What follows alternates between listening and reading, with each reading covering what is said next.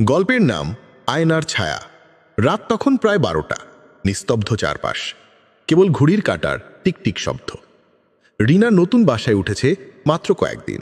শহরের প্রান্তে পুরনো এক দোতলা ভাড়া বাড়ি। ঘরের এক কোণে রাখা একটি বিশাল পুরনো আয়না। মোটেই তার কেনা নয়, আগের ভাড়াটিয়া রেখে গেছে। প্রথম দিন থেকেই আয়নাটি অদ্ভুত মনে হয়েছিল রিনার। আয়নায় তাকালে কখনো মনে হয় সে একা নয়, পিছনে কেউ দাঁড়িয়ে আছে, কিন্তু ফিরলেই কিছু দেখা যায় না। একদিন রাতে হঠাৎ ঘুম ভেঙে যায় রিনার। মনে হলো কেউ তার নাম ধরে ডাকছে। চোখ মেলতেই দেখে আয়নার মধ্যে যেন ঝাপসা একটা ছায়া নড়ছে।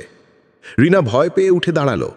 আয়নার দিকে তাকিয়ে সে স্পষ্ট দেখতে পেল ছায়াটা তার মতোই দেখতে, ঠিক যেন তার প্রতিবিম্ব, কিন্তু হালকা হাসছে, ঠান্ডা নিষ্ঠুর এক হাসি।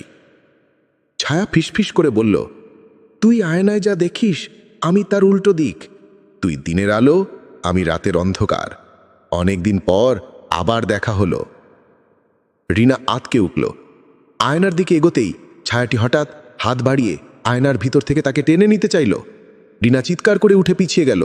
তখনই যেন আয়না ফাটল হলো, ছোট ছোট টুকরো হয়ে ছড়িয়ে পড়ল মেঝেতে। পরদিন সকাল, রিনার ঘর তালা লাগানো, কেউ ভিতরে ঢুকছে না। পুলিশ এসে দরজা ভেঙে দেখে ঘরে কেউ নেই, শুধু আয়নার ভাঙা টুকরোগুলোর মাঝে একটা ছায়াময় প্রতিচ্ছবি রয়ে গেছে। রিনার ভয়ভীত মুখ চিরকাল বন্দী এক আয়নার জগতে।